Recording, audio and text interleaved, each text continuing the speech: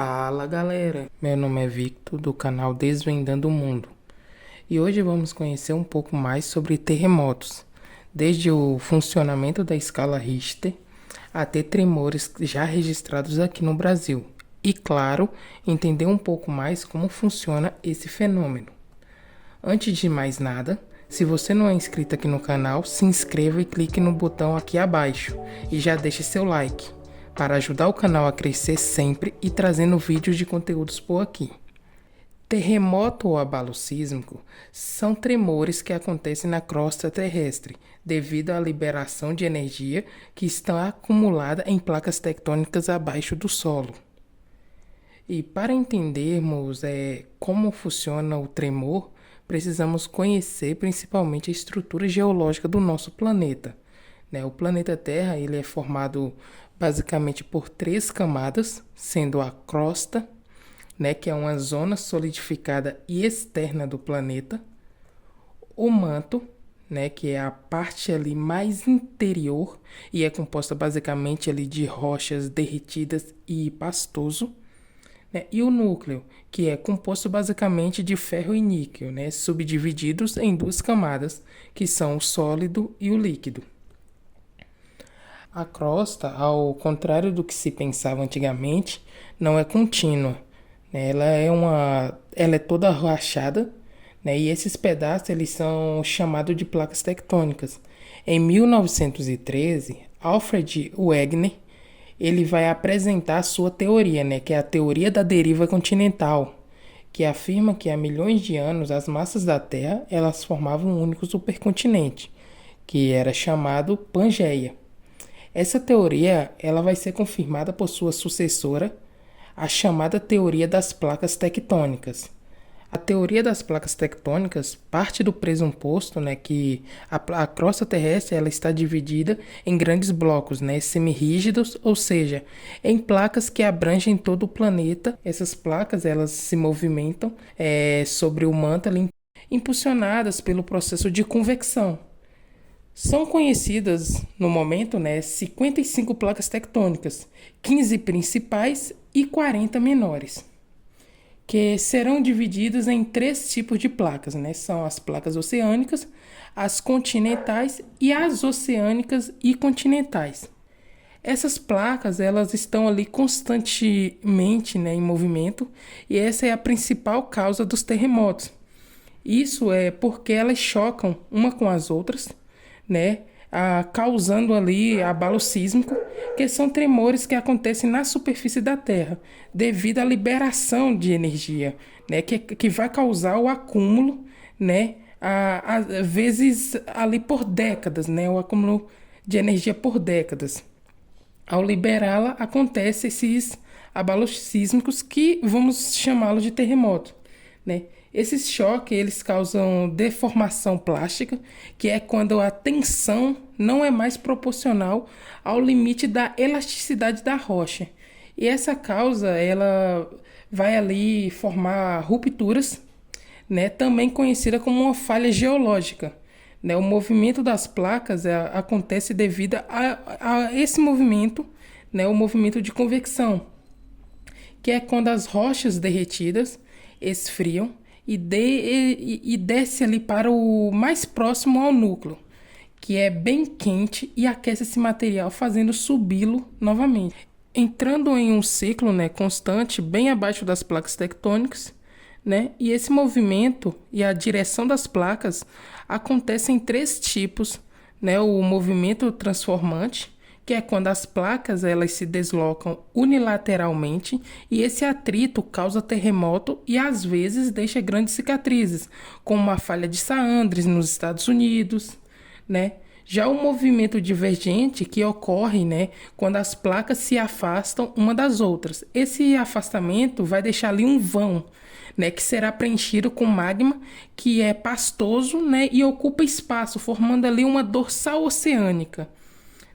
que é uma cadeia de montanhas submersa como a dorsal mesoatlântica, que fica aqui entre o Brasil e a África, E temos também um movimento convergente, que é quando as placas elas chocam uma com as outras, onde se forma grandes cadeias de montanhas e grandes fossas oceânicas, como as Cordilheiras dos Andes, as montanhas do Himalaia e as fossas da Mariana. Existem outras ocorrências de terremotos causados por grandes deslocamentos de gases no interior da Terra e atividades vulcânicas, né? E assim como o caso dos movimentos das placas são de origem natural, mas também temos uma outra parcela menor de causas para terremotos, né? Que dessa vez seria a origem humana, que são ali os sismos induzidos ou ações antrópicas, né? Que nada mais é do que a alteração realizada pelo homem no planeta. Podemos citar as explosões, rupturas de barragens, mineração, extração de fluidos do subsolo, entre outros. Mas o foco aqui é o movimento das placas tectônicas, que são responsáveis pela maior quantidade dos terremotos e pelos mais intensos também. Pois bem, né? Vamos continuar. Já vimos que os continentes estão boiando em cima do manto, né? E que se encontram após um acúmulo de pressão, toda essa energia liberada. O ponto onde houve o encontro das placas é chamado de hipocentro, e a partir daí é liberada a primeira e a segunda onda de choque, que também é conhecida como onda primária e onda secundária. A onda primária, ela tem uma maior velocidade de propagação e trafega por líquidos, sólidos, até mesmo pelo manto, porque ela possui uma característica de compressão e dilatação da matéria. Já a onda secundária, ela é um pouco mais lenta e não se propaga no líquido, né? Isso devido à sua característica de formação, que é o deslocamento do solo, né? Perpendicularmente à direção da propagação. Essas duas primeiras ondas de choque, elas são chamadas de ondas de corpo, porque ambas se propagam pelo interior da Terra. Já a terceira onda, né? Que é onde a coisa realmente vai ficar feia, né? A terceira onda, ela vai ser chamada de onda de superfície, né? Porque se propaga na superfície da Terra. Ela tem início logo acima do hipocentro e esse é o tão famoso epicentro. A onda de superfície, ela é um pouco mais lenta que as ondas primárias e secundárias, porém com maior duração, maior amplitude e muito mais destrutiva, né? Temos dois tipos de ondas de superfície, né? Que serão as Loves, que são ondas ali que produzem, né, cinzelhamento horizontal, né, do solo, e tem esse nome em homenagem ao matemático August Eduard Rogge-Love, né, que criou o modelo matemático, né, desse tipo de onda. E as ondas Rayleigh, que se propaga de forma ondulatória, e tem esse nome em homenagem ao Lord Rayleigh, que previu a existência e o movimento dessas ondas, né. Um terremoto, né, ele pode ser classificado como superficial, né, que ocorre desde a superfície da Terra até 70 quilômetros de profundidade e corresponde a uns 85% dos casos de terremotos. Intermediário, né, o intermediário, né, que ocorre entre 70 e 350 quilômetros de profundidade e corresponde a 12% dos casos, né? E temos também os profundos, que ocorrem ali abaixo dos 350 quilômetros, né, de profundidade e são bem raros, mas corresponde a cerca dos 3, né, dos casos mais